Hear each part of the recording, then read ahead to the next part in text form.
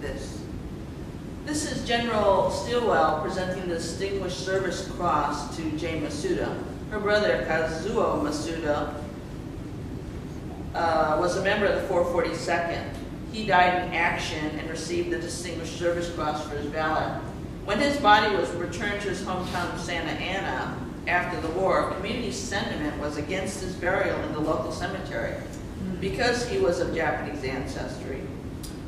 General Joseph Vinegar Joe Stilwell dispatched at this time a young captain by the name of Ronald Reagan, who was in the public relations branch, to make sure the burial went without a hitch. The president, this man, as we all know, later became president and was very involved in fact, signed the Civil Liberties Act of 1988 that Dr. Nina talked about earlier. But at the keynote speaker of the medal pinning ceremony, Captain Reagan stated that the blood that soaked into the sands of the beach is all of one color. America stands unique in the world, the only country not founded on race, but on a way, an ideal. He stressed that diversity was one of America's strengths. On behalf of the United States, he wanted to thank Mr. and Mrs. Masuda for the sacrifice of their son, Kazuo, and what he did for America.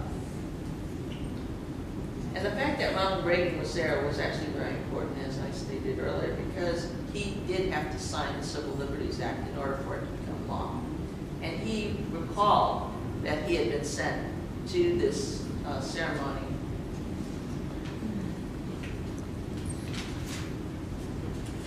So the war is over, and now you have what's called the wartime court cases. These three gentlemen, Gordon Hirabayashi, Min Yasui, and Fred Korematsu, were three men who went against the curfew. Gordon Hirabayashi was put into jail, and he told his parents this wasn't right. I'm an American citizen. I should not be jailed. And so he went into jail, and he was found guilty. And since he did not want to stay in that local jail, he wanted to be transferred to a federal prison in Texas. So it's hard to believe, but this is Jim Hirabayashi's brother tells his story.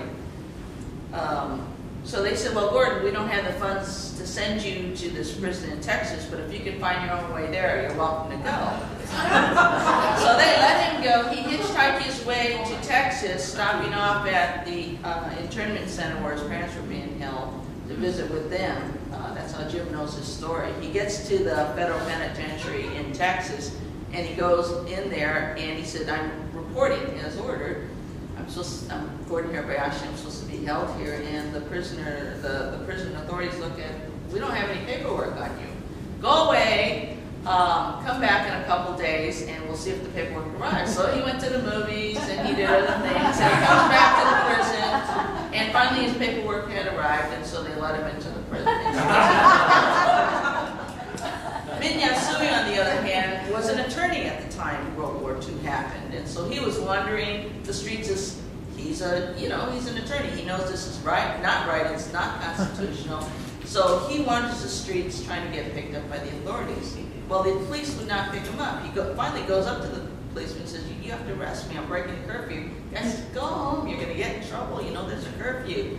And they would not arrest him. Finally, he walked into a police station. He says, "I'm surrendering myself. I'm out after curfew." And so they did keep him, and he was found guilty, of course. And then finally, Fred Korematsu did not want to leave. He was in love, and he got thrown in jail, and he also got sent to the camps. So they were all convicted.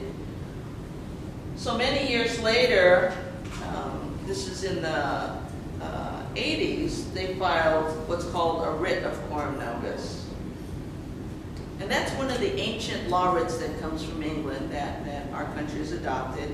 And basically it's to overturn and invalidate a criminal conviction after the sentence has been served to prevent manifest injustice.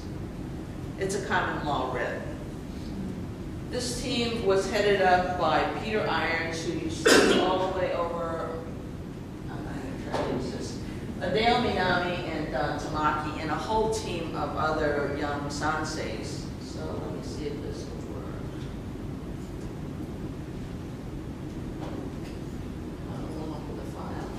Well, there was a, basically they had a press release that they filed all 3 cases at the same time, one in San Francisco, one in Seattle, and one in Portland.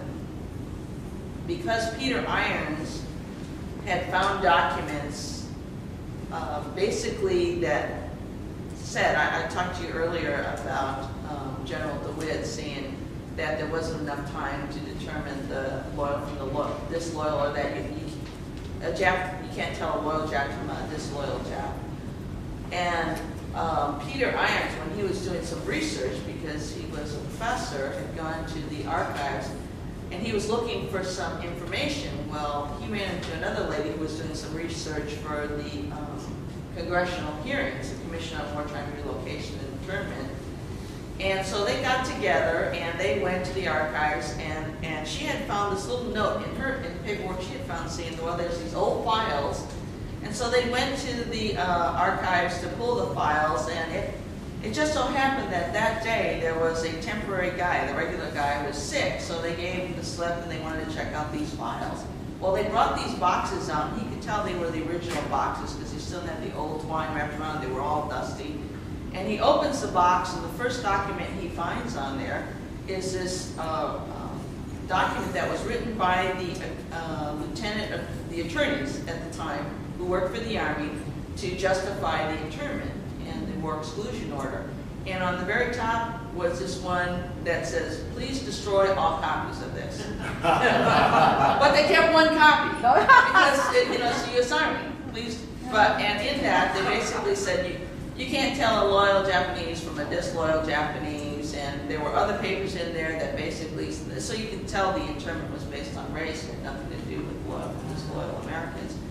And there was also in there some other documents that the FBI had put together saying that there was time and that you could, there had been no espionage cases, they didn't feel that the Japanese Americans were a threat at the time. And so they had found all these documents in there, and that's when they filed this writ of quorum nobis. And the government, one of the cases that was held, Fred Korematsu's case, was held in San Francisco.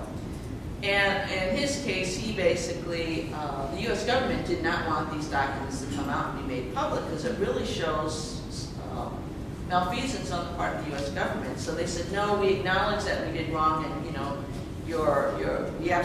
we agree with the case, and you're right. And they were basically surrendering the case, but the team wanted this information to come out in public, so they filed a motion to have a full hearing. And Judge Patel, who was probably the most liberal judge on the federal district court in San Francisco at that time, allowed for that to happen. And all these documents came out and were made public at that time. So it's really a very interesting story. And I'm going to stop right there because I want the 2 Niseis who were held at the Fresno Fairgrounds to come up and tell their stories. So Mom and Nori, come on up. Nori!